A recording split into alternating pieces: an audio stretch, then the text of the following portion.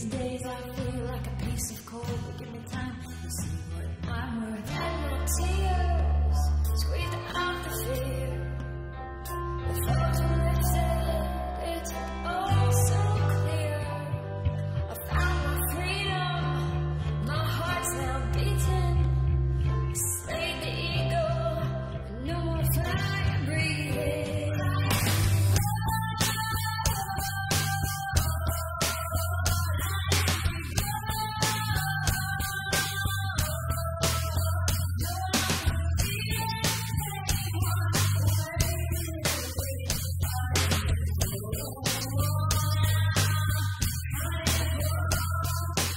In terms of the idea of the actual studio, that came only about 9 months ago, when I was working with someone just for free in my living room, and we were doing this song, and we were having trouble with reverb. You know, every now and again, my mother would potter through to go and turn on the TV, and we're like, "Mother, no, I'm working," and she wouldn't understand that. And you know, you're living with the parents, you don't have your own free space, so. That's when the proper idea of Windmill Studios came, is let's go and build a proper room where I can lock the door, essentially, you know? I've worked with like some professional producers in their kind of home studios.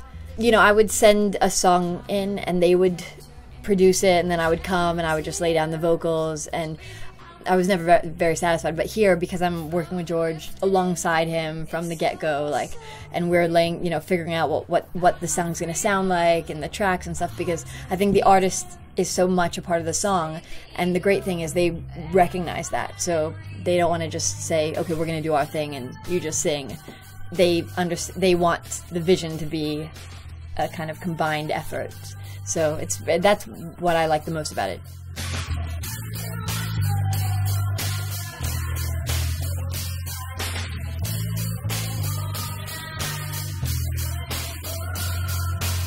Well, ever since he was a toddler, I suppose he's always been keen on music, and with very wide musical tastes as well.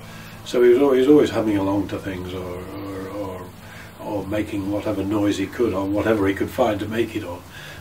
So he's always been keen, and as he's got older, I think that enthusiasm has increased, if anything. He's a people person, and I think that's a fantastically good trait to have.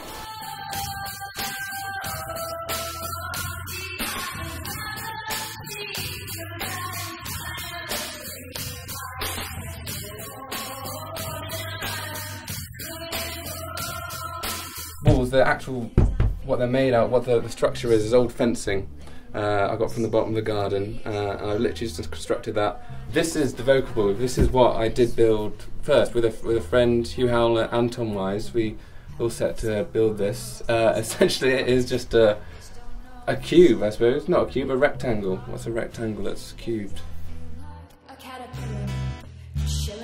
We worked with each other for about 3 months. Probably said hardly anything.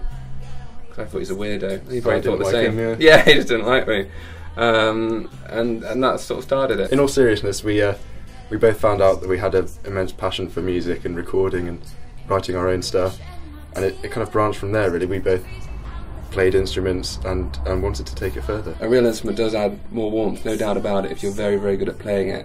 But what you can do on the machine, or programming into Logic or whatever program you're using, is so much better, because you can take your time, you can really get it perfect, and you can change the tempo. It's all variable. That's what really matters, is what you can program, not what you can play.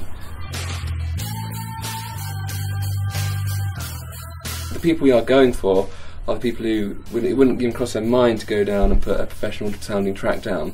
We go down to acoustic nights and just chatting to people, saying what we can do, saying it's not going to cost, you know, that much, and that is a possibility for them to explore.